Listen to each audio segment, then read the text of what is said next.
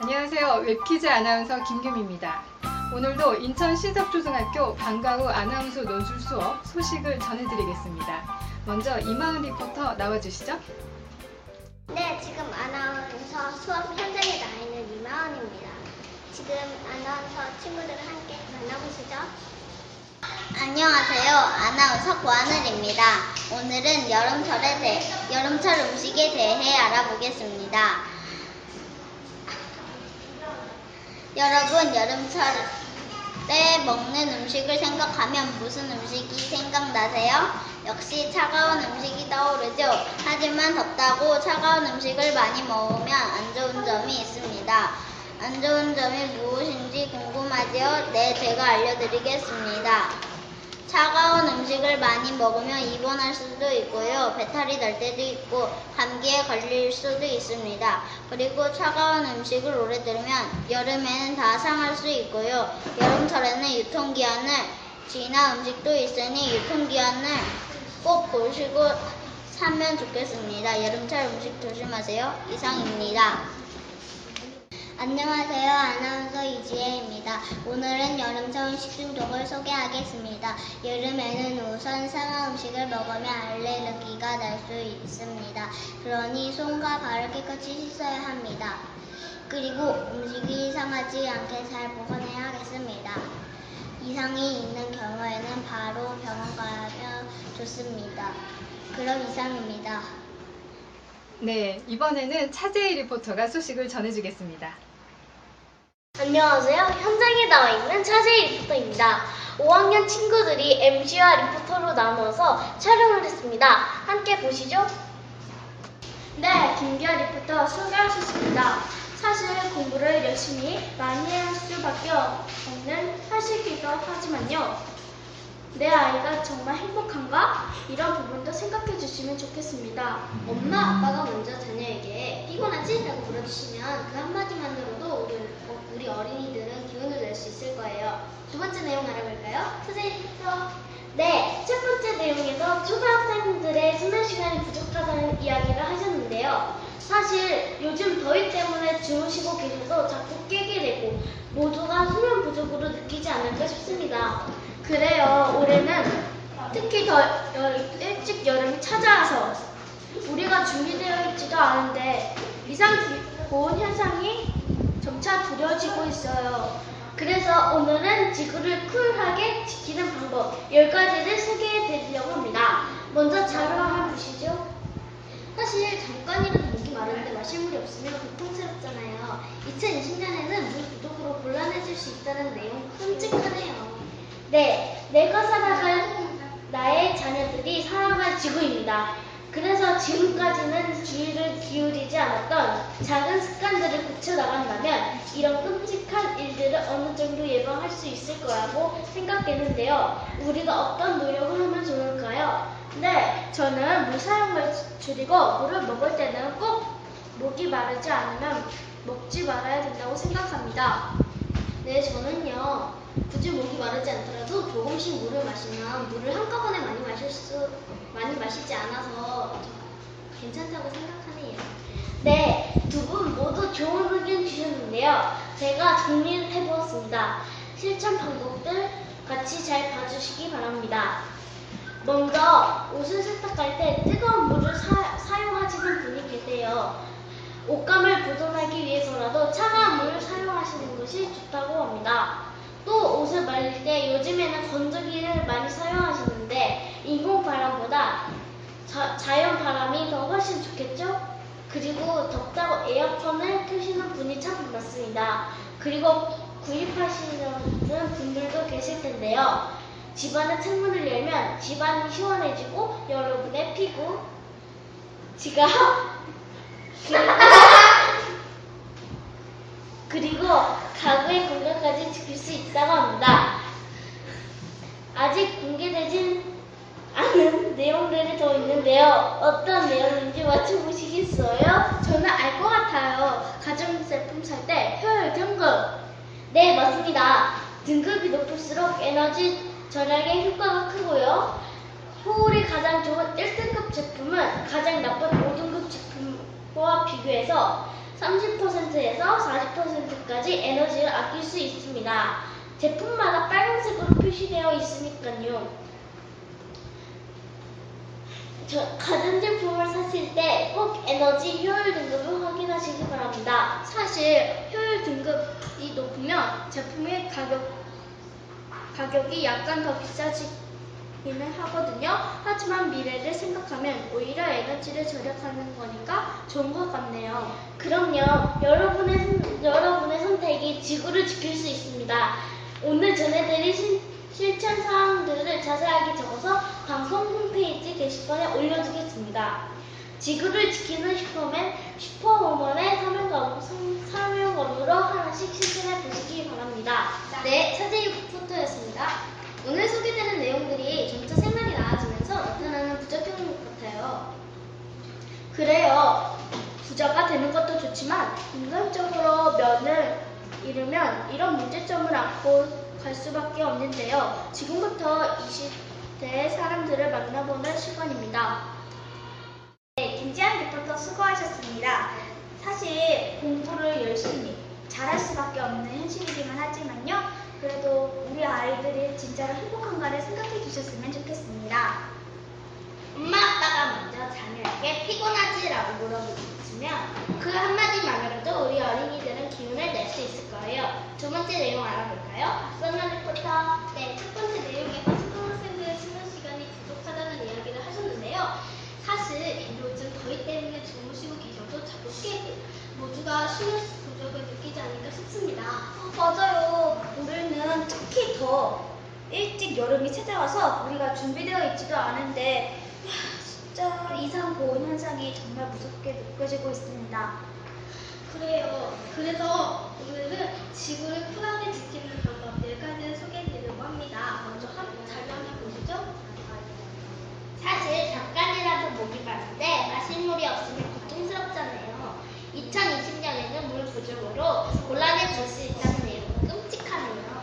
네, 내가 살아갈 나의 자녀들이 살아갈 지구입니다. 그래서 지금까지는 주의를 기울이지 않았던 작은 습관들을 고쳐나간다면 이번 끔찍한 문제를 어느 정도는 예방할 수 있을 것이라고 생각되는데요. 우리가 어떤 유형을 좋을까요? 제 생각에는 물을 아껴 쓰고 쓸데없는 데 낭비를 하지 않았으면 좋겠는데요. 저의 생각은 재활용을 더 잘해야 될 것 같습니다. 네, 두 분 모두 좋은 의견을 주셨는데요. 제가 정리를 해보았습니다. 실천 방법들 같이 가주시기 바랍니다. 먼저 옷을 세탁할 때 뜨거운 물을 사용하시는 분이 계세요. 옷을 보존하기 위해서라도 차가운 물을 사용하시는 게 훨씬 좋다고 합니다. 또 옷을 말릴 때 요즘에는 건조기를 많이 사용하시는데 인공 바람보다는 자연 바람을 켜시는 게 좋겠죠? 그리고 덥다고 에어컨을 켜시는 분이 참 많습니다. 그래서 지금도 구입하시려는 분도 계시는데요. 집안의 창문을 열면 집안의 수온을 들고 여러분의 피부, 지각, 그리고 가구의 건강까지 지킬 수 있다고 합니다. 그리고 아직 공개되지 않은 내용들이 더 있는데요. 어떤 내용인지 맞춰보시겠어요? 아, 저는 알 것 같아요. 그거 가전제품 살 때 그 효율 등급. 네, 맞습니다. 등급이 높을수록 에너지 절약의 효과도 크고요. 효율이 가장 좋은 1등급 제품은 가장 나쁜 5등급 제품과 비교해서 30%에서 40%까지 에너지를 아낄 수 있습니다. 제품마다 빨간색으로 표시되어 있으니까요. 가전제품으로 사실 때에는 꼭 에너지 효율 등급을 확인해 주시기 바랍니다. 사실 효율 등급이 높으면 제품의 가격이 약간 더 비싸기는 하지만 미래를 생각하면 이 방법이 좋은 것 같네요. 그럼요. 여러분의 선택에 지구를 지킬 수 있습니다. 오늘 전해드린 신청사항은 자세하게 적어서 방송 홈페이지 게시판에 올려드리겠습니다. 지구를 지키는 슈퍼우먼의 사명감으로 하나씩 실천해 주시기 바랍니다. 네, 박선희 리포터였습니다. 안녕하세요. 7월 10일 수요일 생방송 그 시간 위키드입니다. 네, 박지미 씨, 요즘 안녕하세요라는 인사말을 대체할 수 있는 인사말이 무엇인지 아세요?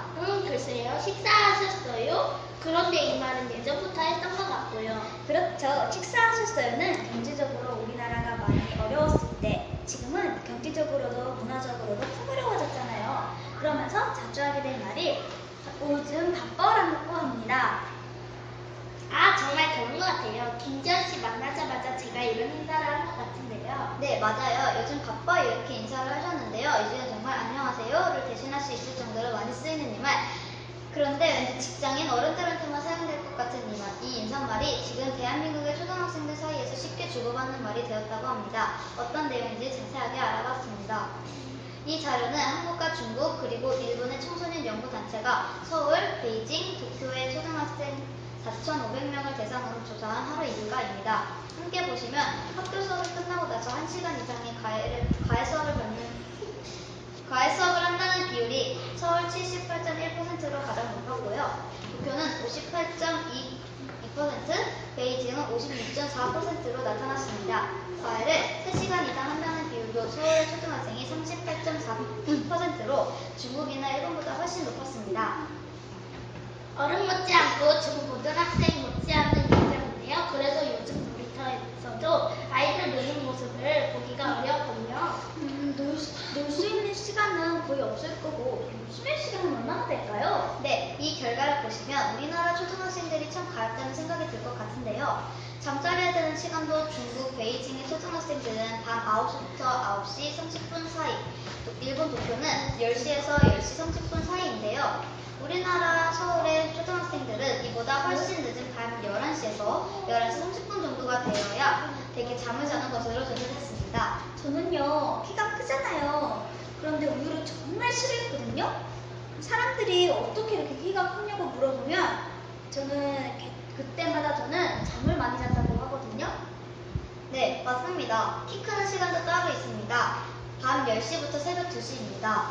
키가 쑥쑥 크는 유일한 시간인데요. 성장 호르몬이 주로 수면 후 첫 2시간에 가장 많이 분비되는데 특히 밤 10시부터 새벽 2시에 더욱 그렇다는 것이죠. 그렇다면 이미 우리나라 대부분의 초등학생들은 한창 키 클 수 있는 시간에 잠을 자지 못해서 좋지 않은 영향을 받을 수도 있겠네요. 네, 미국 국립수면재단의 권고안에 따르면 적정 수면 권고하는 위치학 어린이의 경우 11시에서 13시간, 5살부터 12살까지의 아이들은 10시부터 11시간 수면이 필요하다고 합니다. 한국의 초등학생들, 지금 학교에 학원에 너무너무 피곤한 시간을 보내고 있는데요. 대한민국의 미래가 이들에게 달려있다는 것 다시 한번 생각해 보신다면 이들의 건강에도 관심을 가져야 할 것입니다. 지금 대한민국이었습니다.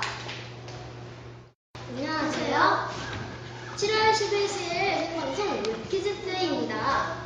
정은일 씨, 안녕하세요라는 인사처럼 정말 많이 하는 인사말이 무엇인지 아세요?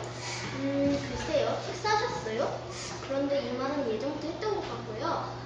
그렇죠. 식사하셨어요는 경제적으로 우리나라가 많이 어려워졌을 때, 지금은 경제적으로도 문화적으로도 풍요로워졌잖아요. 그러면서 자주 하게 된 인사가 바쁘시죠? 라고 합니다. 아, 정말 그런 것 같아요. 김규 씨 만나자마자 제가 이런 말 하는 것 같은데요? 네, 맞아요. 요즘 바빠 이렇게 인사하셨는데요. 이제는 정말 안녕하세요를 대신할 수 있을 정도로 많이 쓰이는 이 말. 그런데 왠지 직장인 어른들한테만 사용될 것 같은 이 인사말이 지금 대한민국의 초등학생들 사이에서 쉽게 주고받는 말이 되었다고 합니다. 어떤 내용인지 자세하게 알아봤습니다. 이 자료는 한국과 중국 그리고 일본의 청소년 연구단체가 서울, 베이징, 도쿄의 초등학생 4,500명을 대상으로 조사한 하루 일과입니다. 함께 보시면 학교 수업이 끝나고 나서 1시간 이상의 과외 수업을 한다는 비율이 서울 78.1%로 가장 높았고요. 도쿄는 58.2%, 베이징은 56.4%로 나타났습니다. 과외를 3시간 이상 한다는 비율도 서울의 초등학생이 38.4%로 중국이나 일본보다 훨씬 높았습니다. 어른 못지않고 중고등학생 못지않은 일정인데요. 그래서 요즘 놀이터에서도 아이들 노는 모습을 보기가 어렵군요. 놀 시간이 거의 없을 거고, 그럼 수면 시간은 얼마나 되나요? 네, 이 결과를 보시면 우리나라 초등학생들이 참 가엽다는 생각이 들 것 같은데요. 잠자리에